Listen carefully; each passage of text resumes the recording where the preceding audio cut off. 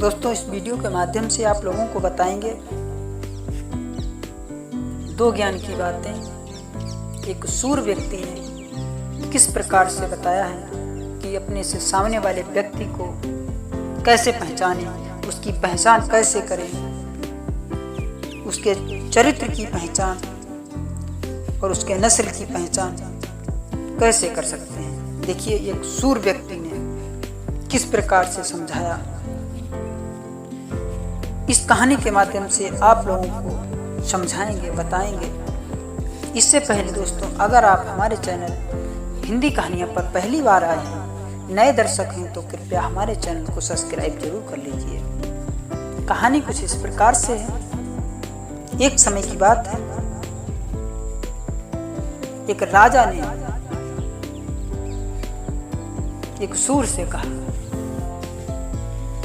कि आप तो बहुत महान हैं, बताया जा रहा है कि आप पहचान कर लेते हैं बिना देखे हुए।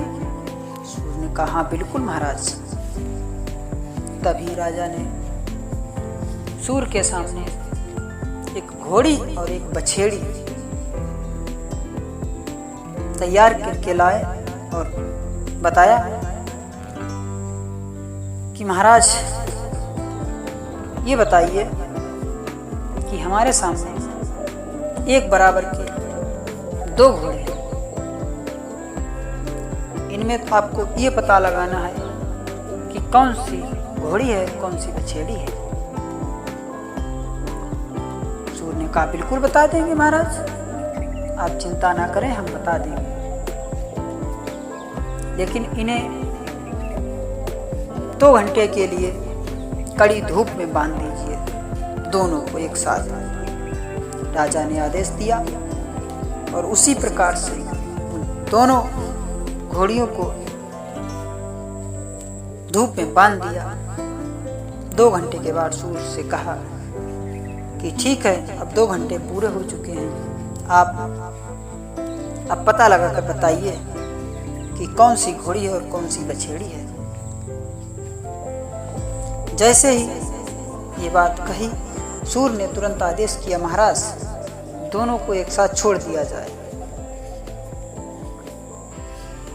जैसे ही राजा ने उन दोनों को छोड़ने का आदेश दिया, दोनों घोड़ियों को जब छोड़ा गया तो उनमें जो बड़ी घोड़ी थी वो एकदम दौड़ी और दौड़ करके सूंड जमा करके अपने पैर को जमा करके एक गड्ढे में भरे हुए पानी में सोक लगा देती है और पीना शुरू कर देती है।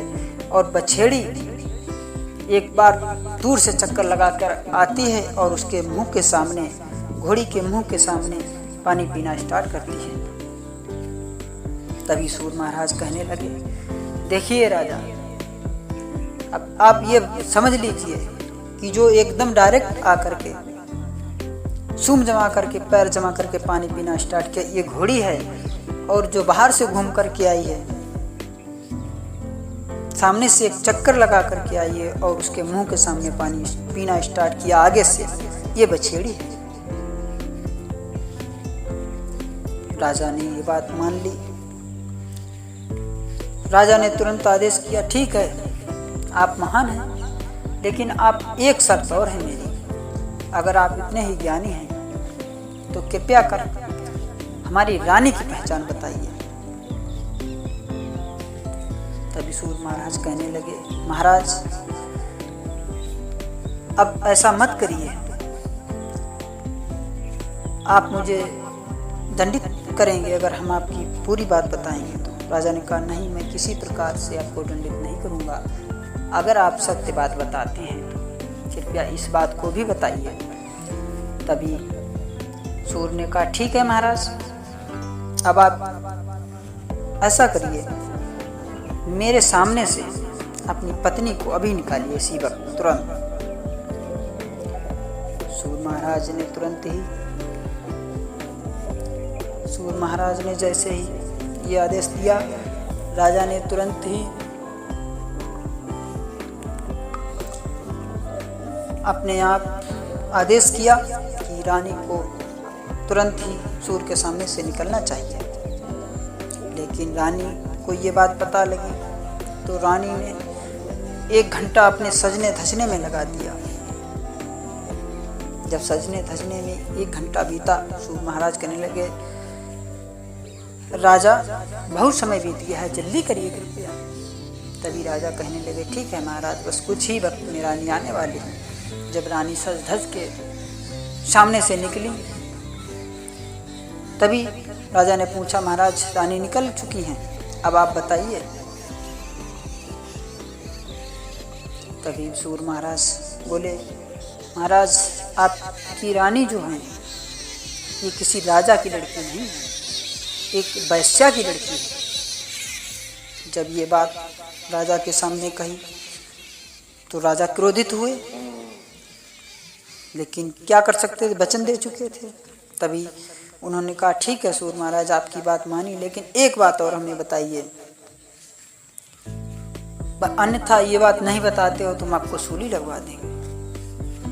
ये बात जब सूर महाराज ने सुनी, तभी वो कहने लगा, राजन आपकी आज्ञा है तो जरूर बताएंगे, बोलिए आप क्या कहना चाहते हैं।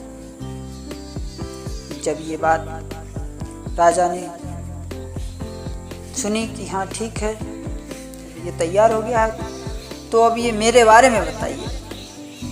जब राजा ने कहा, सूर तुम आज मेरे बारे में बताओ कि मैं किसका पुत्र हूँ, मैं अपने पिता का ही पुत्र हूँ। जब ये बात सूर ने सुनी, महाराज इससे पहले आप मुझे ये वचन दीजिए कि मैं आपको दंडित नहीं करूँगा।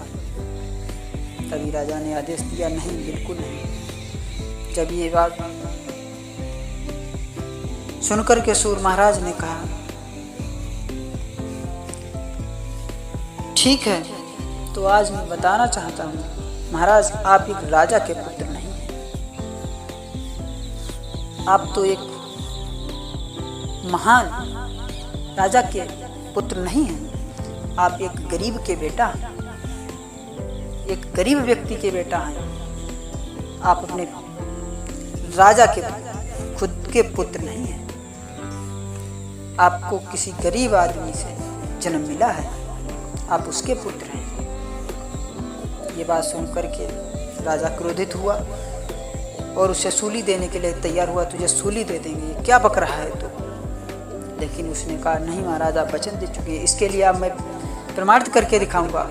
आपके गांव में कोई अगर बड़ा बूढ़ा है तो उससे आप पूछ लीजिए। जब ये बात पूछी गई तो 4 बड़े बूढ़ों को इकट्ठा करके तब बड़े बूढ़ों ने बताया कि वास्तविकता यही है कि राजा जो आपके राजा थे उनके कोई पुत्र नहीं हुआ था, तो एक गरीब कुम्हार के यहाँ से आपको मोल लिया गया था, खरीदा गया था, गोद लिया गया था, आप उनकी औलाद हैं। ये बात राजा ने मान ली, लेकिन राजा बोले, ठीक है ये बात तो मैंने मान ली, लेकिन मेरी पत्नी को आपने वैश्या बताया है, उसके बारे में मुझे साबित करके दिखाइए। जब ये बात उन्होंने कही तब सूरदास बोले, सूर व्यक्ति कहने लगा कि आप अपने पत्नी के मायके से 2-4 लोगों से पूछिए तो उनसे आपको पूरा प्रमाण मिल जाएगा। वैसे ही उन लोग पत्नी के मायके के 2-4 लोगों से पूछा गया तो उन्होंने बताया, ऐसा ही है, राजा साहब की कोई कन्या नहीं हुई थी, तो एक वैश्या से आपकी पत्नी जो है, राजा ने इस कन्या को मोल लिया था, गोद लिया था, जिसकी शादी आपके साथ हुई जो आज रानी है। तब उसे यकीन हुआ। दोस्तों यही बातें जो है सूरदास ने बताई, इन्हीं बातों से, इन्हीं से पहचान लगती है। और सूरदास ने कैसे पहचान लिया था कि वो पत्नी जो है वो वैश्या है, वो इसलिए उन्होंने पहचाना कि ये बताइए, जब उन्होंने कहा कि मेरे सामने से इसी वक्त निकाल दीजिए, वो 2 घंटे के बाद सज धज के आई। अरे सूर्य एक अंधा व्यक्ति था जिसे दिखाई नहीं दे रहा था, उसने कुछ देखा तो है नहीं, उसके सामने से उधर के निकलने की क्या जरूरत थी। इसीलिए उसने अनुमान लगाकर उसके चरित्र को पहचान करके उसे बता दिया कि वो एक वैश्या की पुत्री है। इसी प्रकार से उसने कहा ठीक है, आपने मेरी पहचान कैसे करी। राजा जब उससे कहने लगा कि मेरी पहचान कैसे की, वो भी बताइए। तब उसने बताया कि आपकी पहचान इसलिए हुई कि हमने आपकी 3 बातें लगातार बताई, लेकिन आपने मुझे 1 भी रुपये का इनाम नहीं दिया। अगर कोई वास्तविक राजा का पुत्र होता, राजा होता, तो आज पता नहीं मुझे इनाम में क्या क्या दे देता। आपने 1 रुपया भी नहीं दिया, इसीलिए आपको पहचान हो गई कि आप एक गरीब के पुत्र हैं। दोस्तों, किस प्रकार से उस शूर व्यक्ति ने इन बातों को बताया। अगर ये बातें आप लोगों को अच्छी लगी हों तो आप हमारी वीडियो को लाइक और चैनल को सब्सक्राइब जरूर करिए, क्योंकि आने वाला नोटिफिकेशन आपको मिल सके और ऐसी ही वीडियो आपको प्रतिदिन मिल सकें।